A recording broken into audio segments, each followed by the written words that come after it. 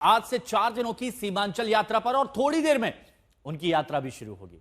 ओवैसी की इस यात्रा का नाम सीमांचल न्याय यात्रा है। आपने वोटर अधिकार यात्रा, बिहार अधिकार यात्रा सुन ली होगी, लेकिन अब अजदुद्दीन ओवैसी निकाल रहे हैं सीमांचल न्याय यात्रा।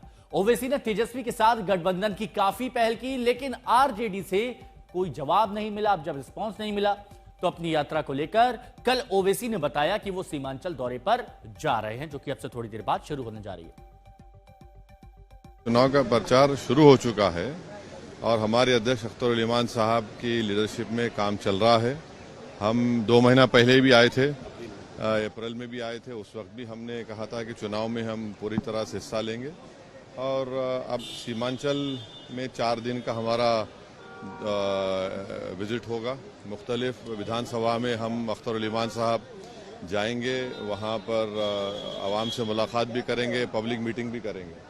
लेकिन हमको हमारी पार्टी की फिक्र है, हमारे कैंडिडेट्स की, हमारे उम्मीदवारों की हमको फिक्र है। उनको कामयाब करना हमारा मकसद है और उस सिलसिले में चाहे बिहार की में जो पीड़ित कमज़ोर लोग हों, जिसमें दलित, मुसलमान हैं, या फिर सीमांचल की डेवलपमेंट की बात हो या इंसाफ की बात हो, ये सब लड़ाई तो जनता ने देख लिया कि अख्तर उल ईमान साहब एक अकेले विधायक रहते हुए भी उन्होंने बड़ी पुरजोर तरीके से और बड़ी बहादुरी के साथ, बेबाकी के साथ बिहार के लिए और ख़ासतौर से सीमांचल की इंसाफ की लड़ाई लड़ी है। तो यही उम्मीद करते हैं कि आगे भी हम करेंगे।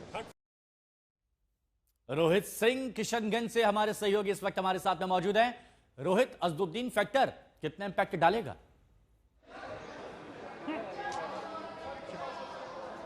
देखिए, सीमांचल में आज से ओवैसी का 4 दिवसीय दौरा शुरू हो रहा है। आज किशनगंज में रहेंगे, कल वो अररिया में, तीसरे दिन पूर्णिया, चौथे दिन कटिहार और मुस्लिम बहुल ये पूरा ऐसे में बेहद महत्वपूर्ण है क्योंकि घुसपैठ जो है एक बहुत बड़ा मुद्दा जो है इस क्षेत्र को लेकर हमेशा से बना रहा है।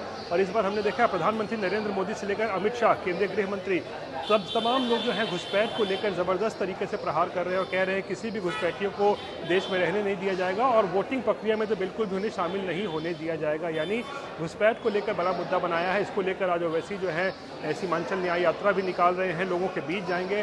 और खासकर ये यात्रा तब हो रही है जब ओवैसी ने पूरी कोशिश की पिछले 2 महीने में कि आरजेडी के साथ किसी तरीके का गठबंधन हो जाए। लालू को पत्र लिखा, बातें संवाद करने की भी कोशिश की, लेकिन आरजेडी की तरफ से, लालू परिवार की तरफ से सिरे से ओवैसी के ऑफर को खारिज कर दिया गया। यानी आज जब ओवैसी सीमांचल का दौरा करेंगे तो वो ये मैसेज देना चाहेंगे कि मैंने मुस्लिम वोटों को एकजुट रखने के लिए आरजेडी के साथ गठबंधन की कोशिश की थी, लेकिन आरजेडी बिल्कुल तैयार नहीं हुई और इसीलिए कल को फिर कोई ओवैसी पर ये छीटाकशी न करे कि ओवैसी की वजह से मुस्लिम मतदाताओं का जो है या वोटरों का जो है वोट बट गया।